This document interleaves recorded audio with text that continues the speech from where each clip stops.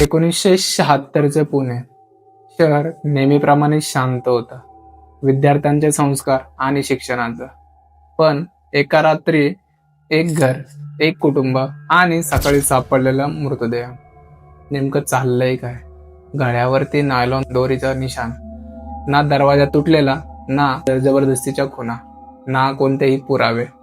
हा खून वेगळाच होता. आता काही समजेनासे झाले. काही दिवसांनी पुन्हा एक खून, मग दुसरा खून, मग तिसरा खून, मग चौथा. असे हे रेग्युलर चालूच होते.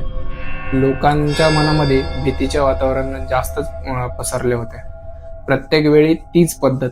रात्री घरात शिरायचं, नायलॉन दोरीने गळा आवळायचा, मग घर लुटून पळायचं.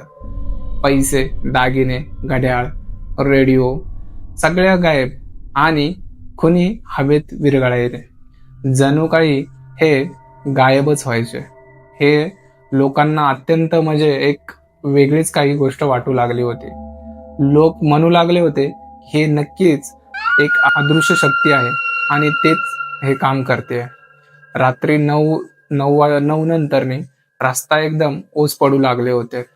लोक म्हणू लागले होते की हे काम कोणा एखाद्या माणसाचे नसून एखादी अदृश्य शक्ती काम करते.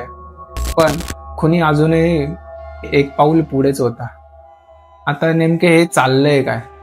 हे खुनी आधी टार्गेट निवडायचे. कधी एकटे राहणारे लोक, कधी म्हातारे माणसं, कधी शांत भागातील घरे. हे प्रत्येक वेळी निरीक्षण करायचे. ते त्या घराभोवती फिरायचे, लोकांची सवय पाहायचे. कधी कधी तर ते तासनतास त्यांच्या घराभोवती बसून राहायचे आणि मग योग्य ती वेळ येताच खून करायचे.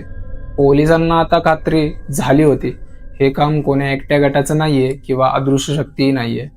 आता मात्र हे नेमकं करतंय कोण? कोण असणार हे? काही समजेनासे झाले. पुण्यातील वर्तमानपत्रे रोज नवीन एक बातमी छापत होते. शहरात भीतीचे वातावरण एवढे वाढले होते की लोक रात्री झोपताना दिवे चालू ठेवत होते. पोलिसांवरती मात्र प्रचंड असा दबाव होता, पण तरीही खुनी मोकाटच.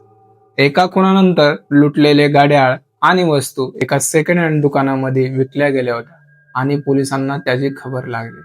मग पोलिसांनी त्या दुकानावरती छापा टाकला आणि तिथे मिळालेला धागा आणि त्या काही खुनांबद्दलच्या गोष्टी या त्या व्यक्तींपर्यंत घेऊन गेल्या. हे भूत नव्हते, हे कोणते गँगस्टर टोळीही नव्हती. हे होते